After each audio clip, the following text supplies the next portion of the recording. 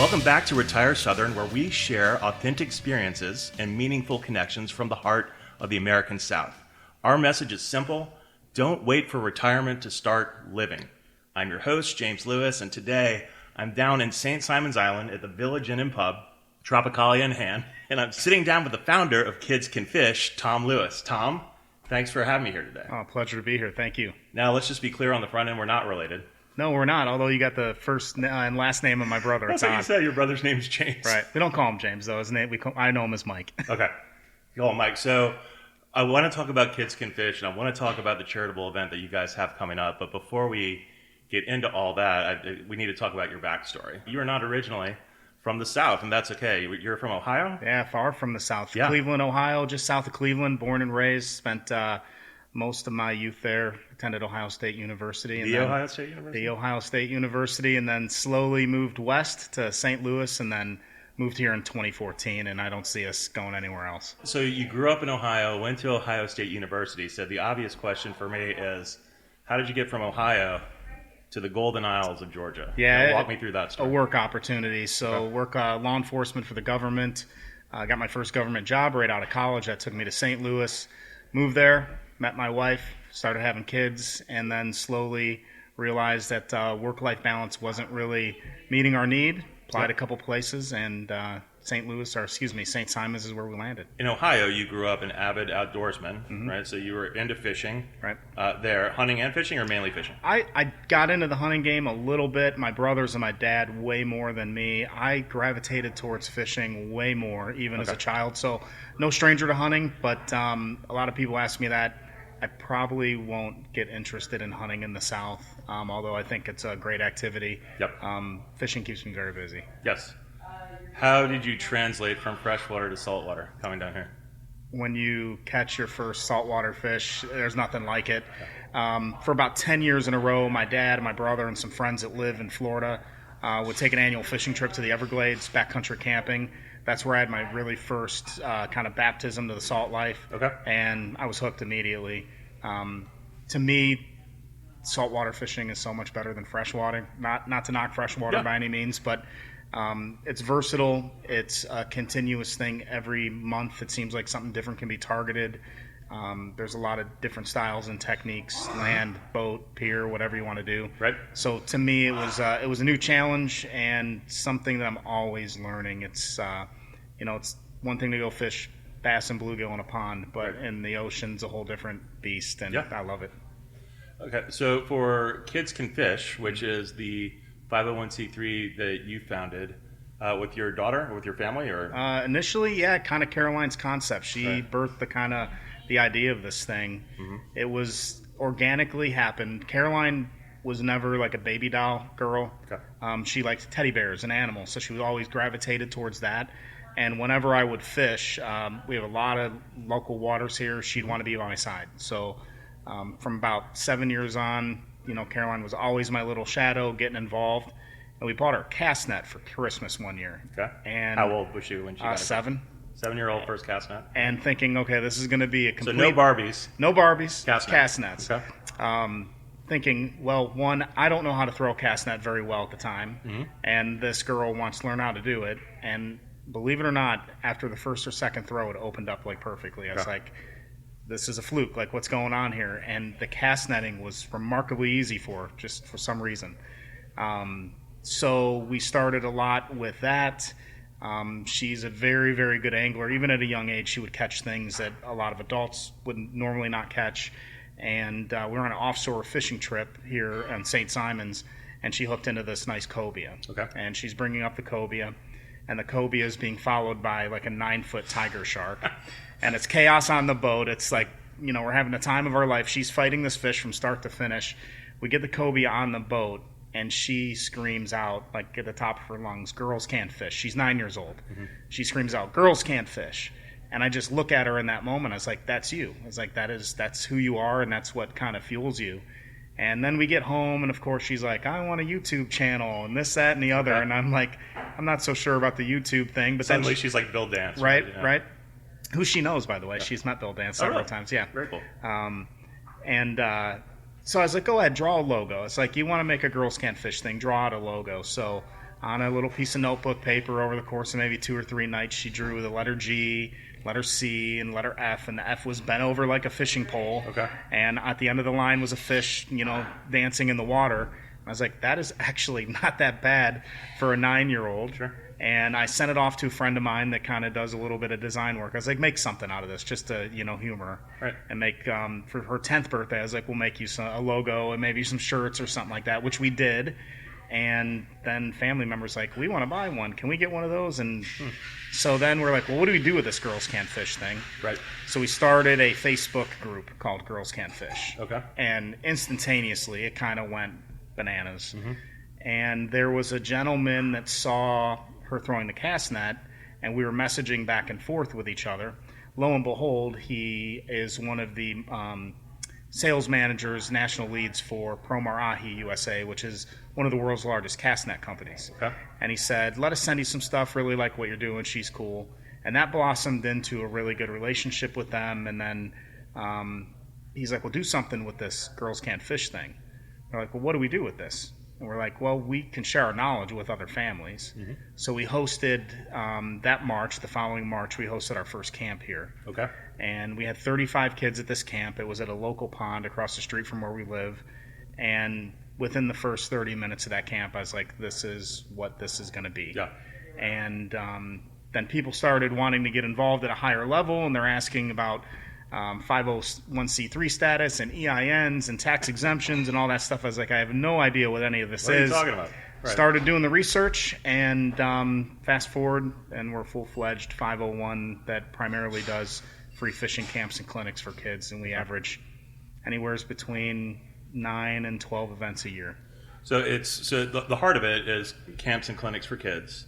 And you have camps here in Georgia and St. Simons, but you also have camps in Florida. Is that all correct? Yeah, so Florida's really good to us, obviously. Okay. Florida's the fishing mecca of the world, Sure. and literally is 45 minutes away. So we have a lot of great contributors and sponsors in Florida, so it's easy for us to travel there. When you're doing camps and clinics in Florida, is it on the Atlantic side, like Amelia Island? Are you over in the Panhandle, like in Pensacola, So 30A? Yeah, we've been to the Panhandle twice. Okay. A lot of help over there as well. And the Panhandle's kind of an annual camp we've kind of locked in that we'll go there every year. And Jacksonville, St. Augustine, Crescent Beach, those are kind of the home sites for Florida. Yep. But the interest for other Florida areas is there. A lot of people ask us to travel throughout Florida. As means and ability, we'll stretch our wings a little more into Florida. But I don't know if you saw, beginning of August, we went to Pennsylvania. We did a camp in Pennsylvania. I did not see that. Yeah. Why Pennsylvania? That seems like maybe you're going in the wrong direction. Right. But who am I to say? My uncle lives in Pennsylvania. He's also a member of a sportsman's club that has 200 and some odd acres and has a really nice private pond. Okay. And about 2 years ago, he's like, bring a camp. So we slowly started talking about how we export a camp to Pennsylvania. We had gear and equipment shipped out there, and we ran the camp on August 2nd. It was phenomenal. Same feel, just a different state. It was like we took what we're growing here in Florida and Georgia and just put it in Pennsylvania. Yep. And it was excellent. It was amazing. Basically, I'll take December, January, February as like my admin months to kind of organize the year. Okay. Once I figure out what travel, softball, and baseball do to our lives, Yep. and then we set our camp calendar. So if we're not playing baseball or softball, we're usually running a camp. We're averaging one camp about every 5 or 6 weeks. Okay. You have a website, so kidscanfish.net. That's you have all the information on your events and when the camps and the clinics are happening. Is there a cost for a child to go to the camp, or is that the whole point? Well, the whole point is it's fully funded, free. We've learned that there's several barriers to fishing for families and kids. One of them is costs. Right. So with our fundraising and our outreach and sponsorships, we take that burden away from the parents. Yep. And we buy them high-quality fishing products. So there's a lot of other entities that do fishing camps and clinics for kids that are great. But what we pride ourselves on is that when a kid leaves our camp, it's a piece of equipment that I would use, or that I would tell someone, buy this brand or buy this product. Our thought is that if we get them what we call like just a garage, rod and reel. Yeah, like a Snoopy, whatever. Right. That would break after one summer's use. We haven't really fueled that passion to continue the sport. Mm-hmm. And when they come to our camp, they get all the gear for the style of fishing that we're doing. And our hope is that when the kid says, Mom or Dad or Grandma or Grandpa, whoever that person is, I want to go back out to the beach or I want to go to the pond, that they have reliable equipment and a little bit of knowledge to do that. So we really spend on the equipment. And this year we spent $12,000 in surf rods, to give you an idea. And those rods that the kids get from Quantum, they MSRP for about $180 to $190 a piece, and that's before we put line on them. So we're pretty proud of that. So when you're doing fishing camps around here, are they mainly surf fishing camps, or? Surf is definitely a big part of what we do, just because there's so much beach access. Right. We do freshwater, we do pond, we do a lot of saltwater dock fishing for smaller species. And then cast net camps are kind of like a staple. We always do a handful of cast net camps a year. Okay. So we mix it up. And kind of another part of us is the diversity, that we can go from salt to fresh pretty quickly is pretty important to us. So if somebody says, we want to have you in this location, and they give us a body of water that we have access to, we can likely do something pretty quick. Is the biggest funding event that you do that raises money for Kids Can Fish, is that the Running of the Bulls fishing tournament? 100%. The Running of the Bulls Charity Surf Red Fishing Tournament. We host it every October, Columbus Day weekend. This year we're going to have 300 anglers. As of today, we already have 250 anglers registered. So this sells out? This will be the first year that it sells out. Okay. Last year we had a hurricane come through about 7 or 10 days before, and it didn't sell out. Our goal was 300, but we still had 275 anglers on the beach. So I love the name, the Running of the Bulls. We're not in Pamplona, Spain, running from bovines. This is surf fishing for redfish on St. Simon's and Jekyll. Correct. All right, Columbus Day weekend. So 300 spots only. Right. And what's the entry fee? So 75 for adults, 40 for the kids. Right. And then we have a Calcutta, which is a $25 side pot, and it's the redfish with the most spots on both sides wins that pot. We've never had one of the top placing anglers win the Calcutta. It's always been somebody that had a smaller fish. Okay. Last year it was a 16-year-old kid, and he won $3,900 for a redfish. It's a 2-day tournament, Saturday and Sunday. Saturday we'll fish from 7 a.m. until 6:30 p.m., and then Sunday is 7 a.m. to 3:30 p.m., and then right afterwards we go to the awards banquet. And, you know, we got people that grind it out there all day long on the beach for 2 days straight. Are there only areas where you can fish, or is it literally you can fish anywhere, or like what are the rules there? So piers are a no-go. Okay. Standing on top of rocks or jetties are a no-go. Okay. Trekking into creeks or little streams that enter into the beach is a no-go. Your feet have to be on the sand, and you have to traditionally cast the line. No kayaks, no drones, no shooting. You know, I'm talking. No dynamite. Like that. No dynamite. No compound bows. You got traditional casting surf fishing tournament. And it's catch release, right? It is catch and release. The bulls that are coming in, they're our breeders. They're the livelihood of the population. They come in the fall to spawn. They'll do their spawn thing. They'll eat and eat and eat until they're strong enough to go offshore. And who knows? There's actually a pretty good chance tomorrow offshore you might actually hook into a bull, because they'll be looking to be making their migration in. As far as, I was looking at the website, measurement verification. So there's a special ruler you have to buy. Everything. It's like photo tag on Facebook. How does this work? Yeah, so we used to have live judges on the beach. Okay. The first year we had the tournament, it was St. Simon's only on a very small stretch of beach, and we had 107 people register in our first year. So we'd have like ROTC students volunteer, people from the Law Enforcement Training Center, people that are friends, and it was not a problem to have a judge everywhere we needed them to be. And as we continue to grow, we realized that the biggest problem we could run into is not having a live judge to measure a fish that possibly could net somebody thousands of dollars. So we changed last year to a video photo release type format on the Facebook group. It's the Running of the Bulls Charity Surf Tournament Facebook group, with a designated measuring device, which is the Magnum 60-inch ruler by Rapala. And it worked extremely well last year.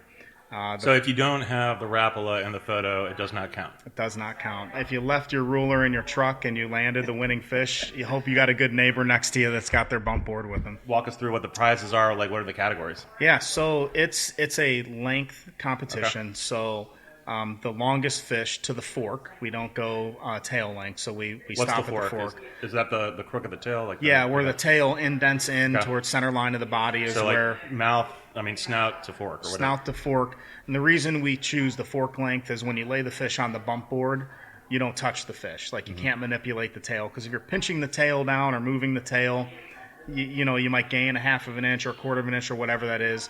Lay it flat on the bump board. How it lays is your length measurement. Okay. If you're a little bit over, say you're at 30 inches, but the tail's a little bit over, we bump you up to the next quarter of an inch.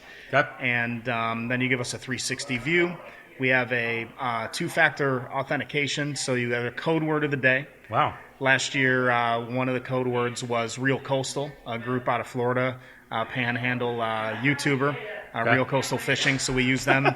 And day 2, I think it was Golden Isles was day 2's code word. And then this year is going to be an alphanumeric number that you'll write on your hand, because the morning of the event, I'll give the angler numbers and the code word of the day. And then at 6:30, those angler code of the word and numbers will change for the next day, which narrows down any funny business or any shenanigans. Yeah. So is it first, second, third place based on length? And then the Calcutta side It is. pot? So we pay the top 5 for adult and the youth. Okay. This was the first year that we've done cash prizes for the youth. This year, let me see if I can remember this from scratch. So I know the first place adult is going to win $7,000. Second place is $3,000. I think third place is $2,500, and then $750 and $500. I think. Wow.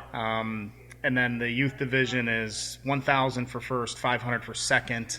I think $300 for third, $200, and then $1 or $150. Okay. And that's based on a 60-40 split of 300 anglers. So whatever the entries are for 300 anglers, we'll take 60% and divvy up the prize pool. Okay. And it actually may be a little more if we have a heavy adult angler entry. Obviously, those fees to enter the tournament are higher, so it'll just be a higher prize pool.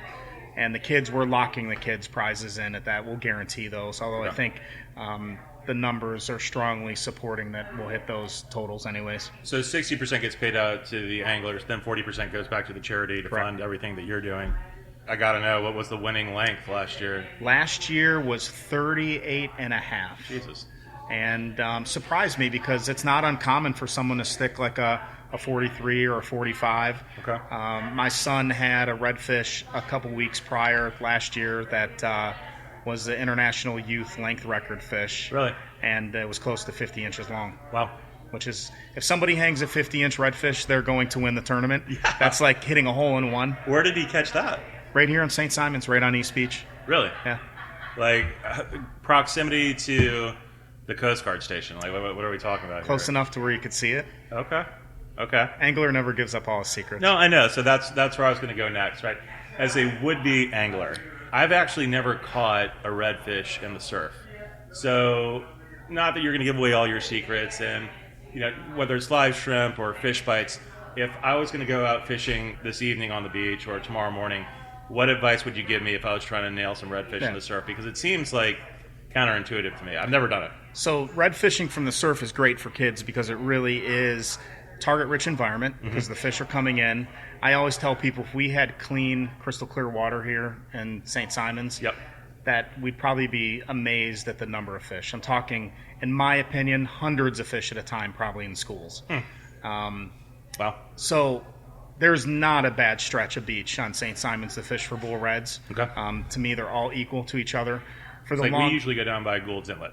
Gould's Inlet is good. Okay. For me, when I first started learning this, my dad at the time had some knee work done, some hip work done, so I would just go to the Coast Guard beach, the blue carpet that goes out to the sand? Yes.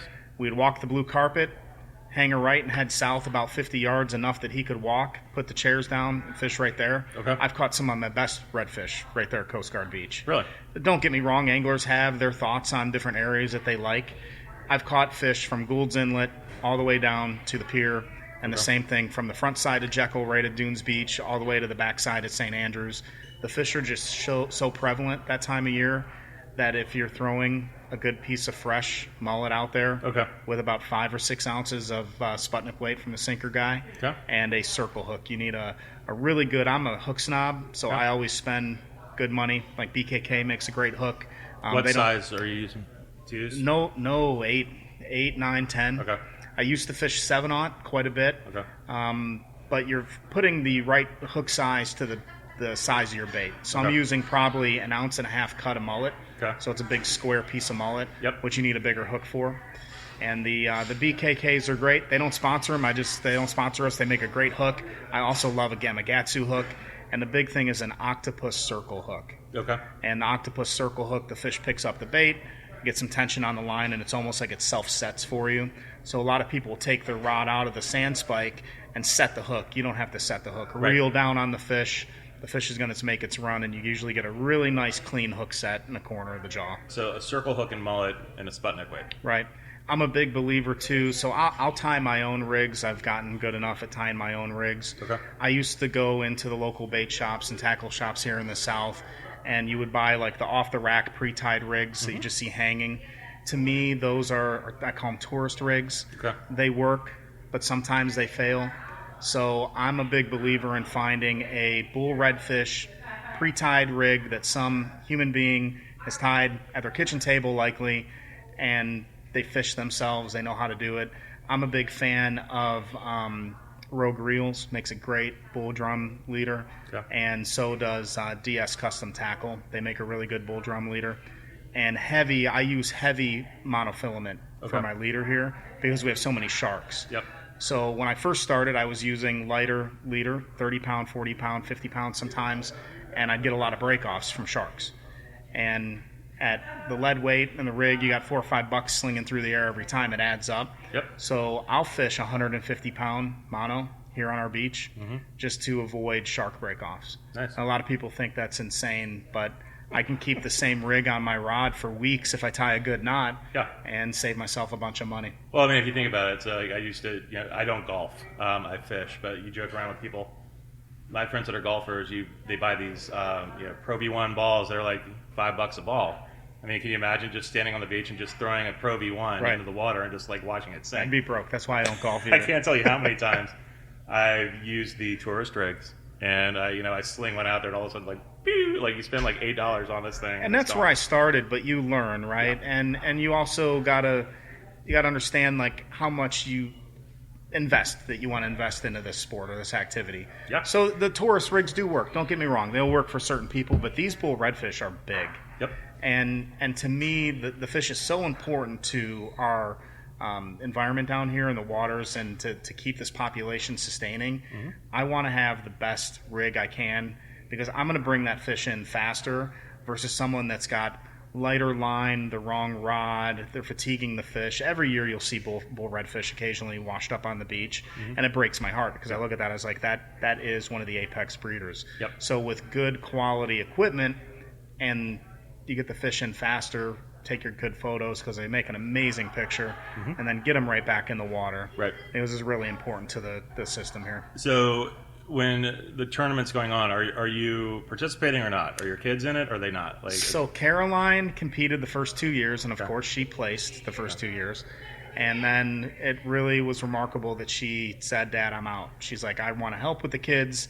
I don't want to win." She's like, "I have fishing stuff. I don't need any of that." So now, after hearing that, we've sponsored kids that fish with me.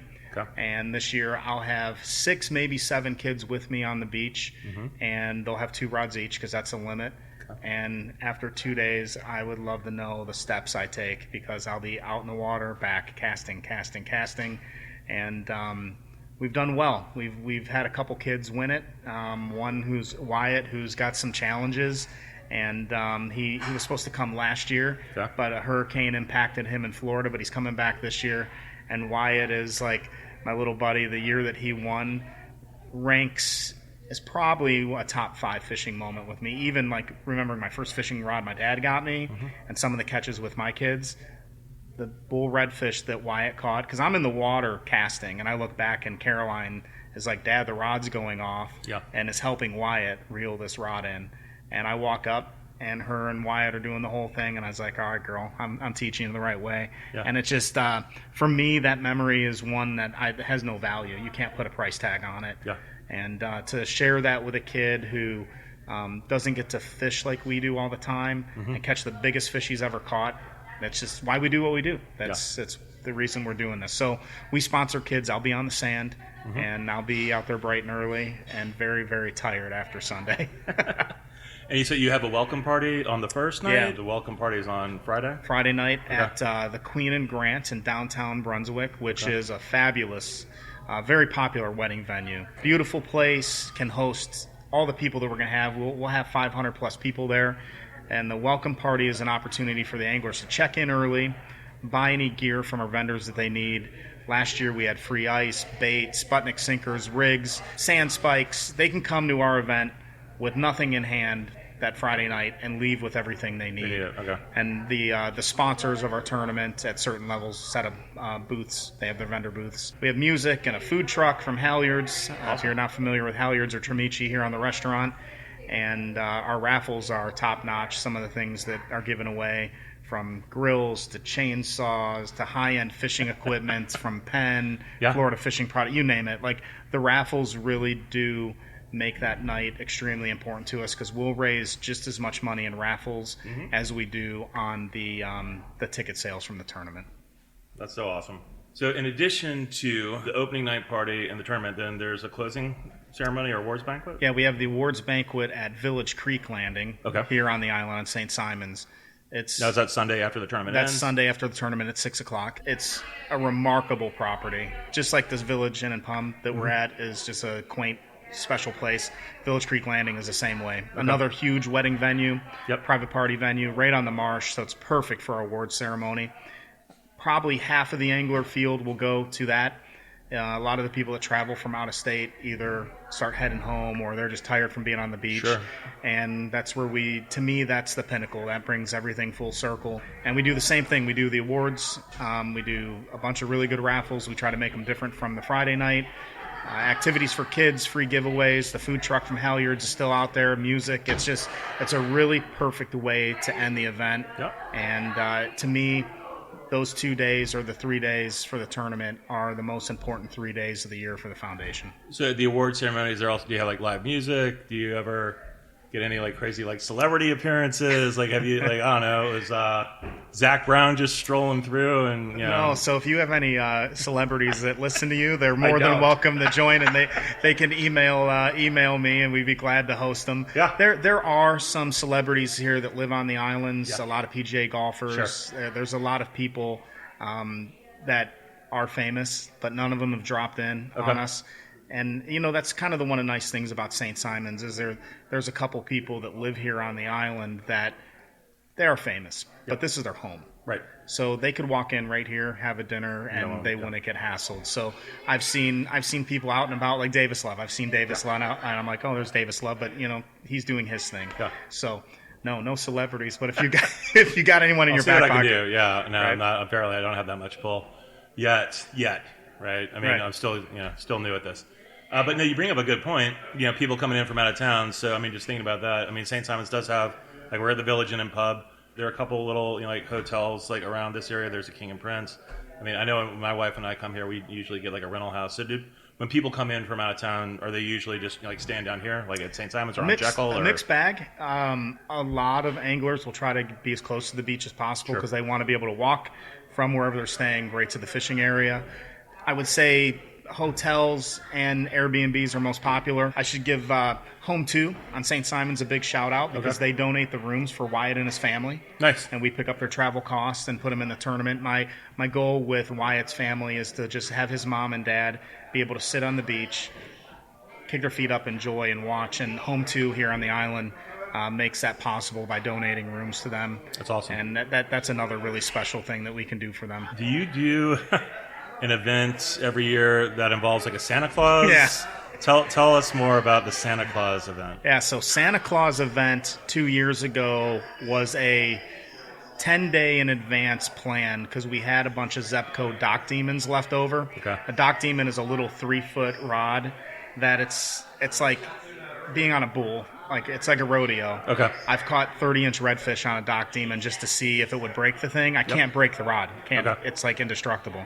So we did a fishing event and it was 130 dock demons left over. I was like, it's November. What do we do with these things? And I was like, well, Santa Claus can give fishing rods instead of candy canes. Right. So we made a call up to the North Pole, got on Santa's calendar, showed up, and 130 kids came from nowhere. That's awesome. And I called Zebco, they're one of our other sponsors, and told them, hey, I got some really good photos and some stuff to share with you. And they were like, do it again next year and let's do 300. Yeah. So we did it at the green space out on Jekyll, right between the Weston. Okay. And it was a kind of a colder, gray day that we did it, a Saturday last year. And my biggest fear was like, people aren't coming to this thing. Yeah. And 45 minutes before the event started, the line wrapped around the Weston. That's crazy. And we gave away 300 fishing rods in like an hour and a half. Awesome. Every kid sat on Santa's lap, got their fishing rod from Santa. And the dark room here, which is a professional photography company, did professional photos. Yep. And then they could go on their website and get their photo for free. Yep. And the Santa Claus, to many people, is our favorite event. Okay.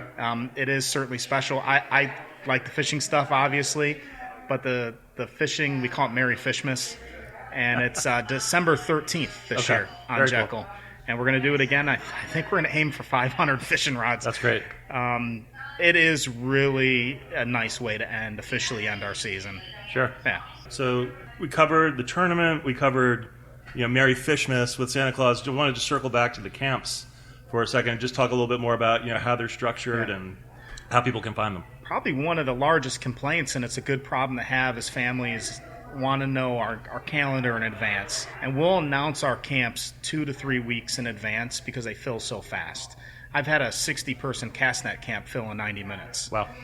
What we learned early on is if I announce a camp 2 or 3 months in advance, people reserve a spot on our website under the events tab, and then 2 or 3 days before the event comes and plans have changed. Where if we have them 14 to 21 days out, most people's calendars are a little more firm, and our attendance rate is more consistent. The camps that we run, we're probably getting 90 to 95% of the people that actually make it. Because when we're buying equipment, the goal is to not take it back to my house and have the families leave with it. Yeah. So to us, it's really important that the people that sign up for our camps are going to attend. Sure. Now, things happen, of course, but we usually have a wait list. The Pensacola camp that we had, the surf camp, had over 100 people on the wait list. Wow. I just simply couldn't get to them. But what I'll do is if there's someone that drops out, I'll email the first person that signed up because it's time-stamped and say, hey, we got an opening, do you want it? And then they're usually yes, and then it fills up quickly. So 2 to 3 weeks in advance, we'll announce our camps, which I know doesn't help people that want to come to our camps. And I always have a soft spot because there's a mom or dad that'll be like, I haven't gotten a new camp. I always get shut out, and I'll say, message me. I always have the ability to add a couple extra. I'll keep a couple rods and reels behind for kids and try to help known parents that I've communicated with to give their kid that experience. So the camp gets set on the website. Our social media platform is really where our message gets out there. Okay. I love Instagram because it's fun, but the traction there doesn't do so well. The reels we have some reels that perform really well, but we don't have quite the large following that some people do. But Facebook is going crazy lately. Okay. We're averaging over 100 new followers a day, which is strange, right? Yeah. That's a good problem to have. Sure. So if you want to learn about our camps and when they're launched, I would say Instagram and Facebook, follow us there, because as soon as they launch, it's going to direct you right over to the website, and they fill fast. Awesome. Camp days start. We ask people to be there 30 minutes in advance because we check people in, give them their gear, and then we go right into instruction. The instruction is usually 20 to 30 minutes because a lot of times kids don't have the attention span for the big dive into things. Yep. So we give them kind of the overarching kind of idea of what we're doing. Yep. And then we kick them loose with, we call them coaches, our volunteers, and we'll have small groups that go, so you'll take 5 kids, I'll take 5 kids, and then split up so they can get dialed in coaching and time with a coach that knows what they're doing. Our coaches are phenomenal. These are some of the best, especially the saltwater fishermen, are some of the best in the Southeast. So we've had professional YouTube fishermen coaching kids that they do charters with customers, and people spend hundreds and hundreds of dollars, and these people come in, they'll be with 5 or 10 kids, and they have no idea that they're being taught by one of the world's best at what they do. And then the camps range anywhere. Castnet camp is a 2-hour camp. Castnet camps are really hard because every time it's thrown, it usually tangles. And if they catch something and the kid's apprehensive to touch it, then you got to help them with that. So cast net camps are our shortest camps. They're labor intensive. And then the fishing camps are usually 4 hours in length. And we tell people, come for as long as you want. If the kid's not having fun, take them, get them out of there, because the idea is not to soil or stain the experience. Right. If a kid doesn't want to touch a fish, they don't touch a fish. If the kid doesn't want to touch a piece of slimy mullet, they don't touch it, right? Our idea is to slowly bring kids into the sport and get them accepting something new. And probably the thing I like the most is if I look up and down the beach or at one of our events, there's not a single kid with a cell phone in their hand. That's awesome. Nobody's on an electronic. It's the parents, obviously, taking photos and whatnot. And kids of all different backgrounds, religious backgrounds, economic backgrounds, and they just get along. Yep. They are blending and being kids, just probably like me and you remember our childhood, which just reaffirms to me that it's possible. On your website, you have a statement on there. We are all bonded by fishing, and that felt very powerful to me. I mean, that sticks with me for sure. I've yet to see a kid that catches a fish not smiling and not excited about that experience. Whether they want to hold the fish or touch the fish, they get excited about it. It's something that when a kid comes to our camp and they've caught their first fish, it's something special. I remember my first fish. I remember my first fishing rod. Yeah. There was a kid that never fished before that came to our second camp we ever hosted, and now him and his mom are crazy active anglers in Florida. And last year he won a $25,000 scholarship from CCA Florida. Wow. And his mom is very sweet. And she's like, if we wouldn't have went to your camp, Wyatt would have never, this is a different Wyatt, would have never been interested in fishing at the level he is now. And he's going to have $25,000 to use towards schooling. That's great. Yeah. Those are wins that are known. Yep. It's the unknown wins that I'm sure are there. Stories, things that families are doing now that I'll never hear about that I'm sure are the reason why we're getting the following and the traction that we're getting. Yeah.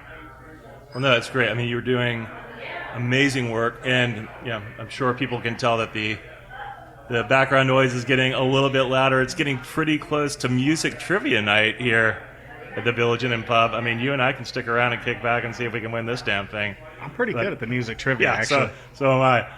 Let's be ringers and go crush this thing. But is there anything else that you wanted to say or promote about Kids Can Fish? Yeah, real quick. So the fundraising is probably the hardest part for me because we have a small group of people that are the organizers and the administrators. Mm-hmm. So if you have the means to get involved in a deeper way, whether it's writing a check for a donation for your tax deductions, or somebody that has a fishing company that wants to get involved for product placement, those are obviously really helpful. So this is a great point, right? So for tax purposes, or just because this story resonates with you, if someone wants to donate, right? How if I wanted to write you a check, how do I do that? How a couple do I get different money ways. I get a lot of emails where somebody was like, we attended your camp or we saw what you did, can we send you a small donation? We get a lot of like $100, $200 donations, which are fabulous. And then we get their information, they send the donation in, we write them an EIN letter for their taxation, they're out the door. Right. We also have the PayPal on the website. Sure. PayPal's great, but they hammer us with a cost to process that. Venmo, people randomly send us Venmo. Yep. So the best way, if you are looking for a higher level donation for a tax deduction, just email me. My email's thomas@kidscanfish.net, and somebody will draft up a letter for the taxation. And then there's a lot of times that people just want to send, whether it's fishing gear or equipment.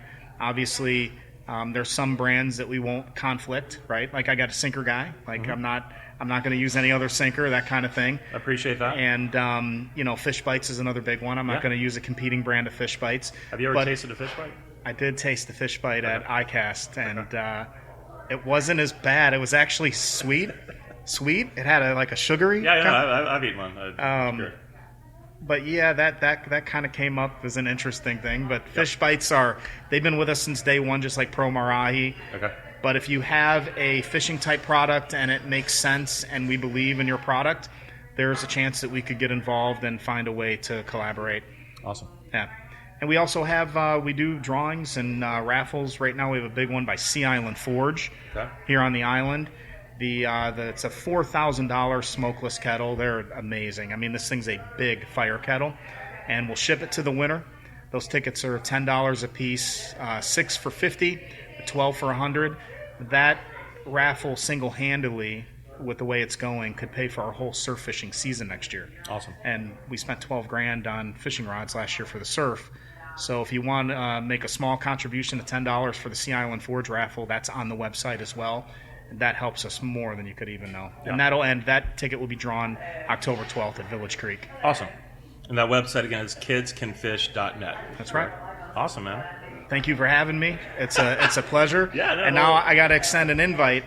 You've never put your hands on a bull redfish. Bring the kids down and the family in September, end of September before the tournament, and I'll take you out in the sand. Okay. And I fairly certain I can get you on a bull red. If you can get us into that, I mean, my kids won't ever leave the beach. And you'll be moving here. Yeah.